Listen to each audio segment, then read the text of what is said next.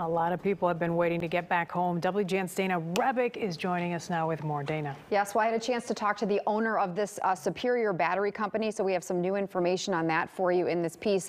Also, a briefing that just started at 6 p.m. tonight. The fire chief in Morris had initially discussed lifting the evacuation order for residents at 9 p.m. tonight, but he backpedaled on that at this briefing. He said tonight it is not safe for those folks to return home yet, and he said this is one of the first lithium battery fires of this size and magnitude in the country, and that this threat isn't quite over yet.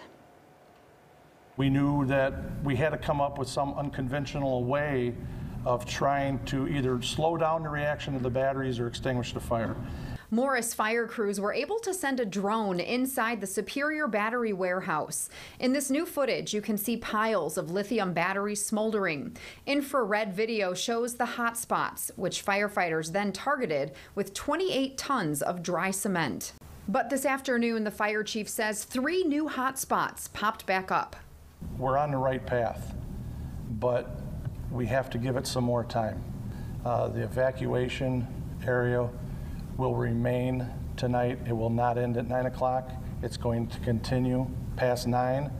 We will not give an end time. We're going to reevaluate it tomorrow morning. Meanwhile, the Illinois EPA is referring an enforcement action to the Attorney General's office against Superior Battery to penalize the company for a number of alleged violations, saying, quote, Superior Battery Incorporated has caused, threatened, or allowed the discharging of contaminants to the air and water and disposed or abandoned waste at an unregulated facility. We spoke with the owner of Superior Battery, Jin Zhang, by phone. He tells us he is from China but lives in Chicago and was looking for a large storage area to keep items from his import business and bought the warehouse in Morris in 2018.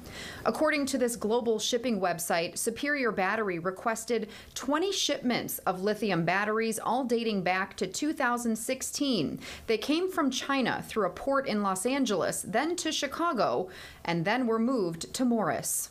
I think it's another example of, just an environmental catastrophe that's happening in our own backyard. Environmental law attorney Ed Manksy says a company like this needs to file for a special use permit to operate and notify local fire districts about the contents in their facility. Zhang says he was unaware of those requirements. It kind of shines a light on how important it is that local fire and police know exactly what's going on in these businesses, especially when they're located so close to people.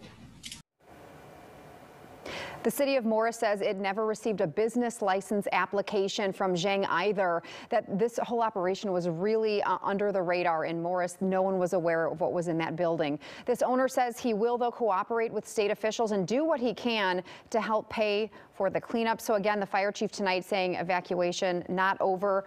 We heard the police chief say, though, if folks there do need to get into their house to get any other belongings, that they are escorting people to their homes just quickly to grab anything they might need tonight. But again, the evacuation order remains tonight, possibly yes. into tomorrow. He said no end time. So he really said he doesn't want to get people's hopes up, that they just really have to make sure that this is all put out. About a week it has been there. It has. Thanks, Dana. All right, Dana.